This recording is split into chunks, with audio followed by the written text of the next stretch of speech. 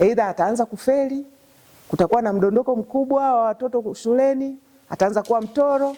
Lakini ukiangalia chanzo ni kwa sababu ya changamoto anazokutana nazo nyumbani, na hana uhuru wa kusema kwa sababu hajajengewa hajajengewa hayo mazingira ya kuweza kusema. Kwa hiyo programu hii ilianzishwa makusudi, serikali shirikiana na UNICEF, kwamba programu hii ya Tuseme ianzishwe mashuleni ili kuwapa watoto uhuru wa kuweza kuzungumza kuhusu changamoto wanazokutana nazo kwenye nyumba zao huko wanakoishi, wanazokutana nazo kwenye jamii, wanazokutana nazo shuleni.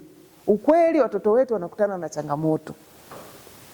Maafisa ustawi, nadhani mnakutana na watoto kwenye ofisi zenu. Sasa changamoto zote hizo akikutana nazo, alafu kama tusipomtengenezea mazingira ya kupata fursa ya kusema na kusaidiwa, tunawapoteza watoto wengi. Kwa hiyo lengo la kwanza ni kwamba wanafunzi waweze kupata uwezo wa kujieleza kwa uhuru kuhusu hizo changamoto ambazo zinawakabili. Lakini kitu cha pili, ilianzishwa ili kusudi waweze kukuza ule uwezo wa kujiamini na uongozi. Sasa kama mtoto anakatiliwa,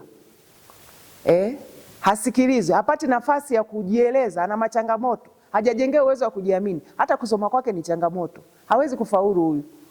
Kwa hiyo utakuta hata matokeo yake darasani yanashuka kwa sababu hajiamini hata katika kusoma kwake, lakini bado ana changamoto nyingi ziko mgongoni kwake, anapitia mambo mengi.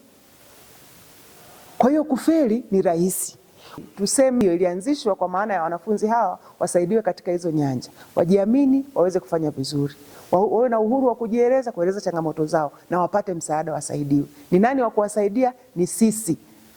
Kwa hiyo tuhakikishe tunajenga hii furaha ya watoto kwa kuondoa hizo changamoto wanazokutana nazo. Ni jukumu letu, ndugu zangu viongozi. Haya ndio majukumu yetu sisi kama maafisa ustawi, kutengeneza furaha ya jamii yetu. Ndio majukumu yetu kama maafisa elimu watu wazima, kutengeneza furaha ya jamii yetu.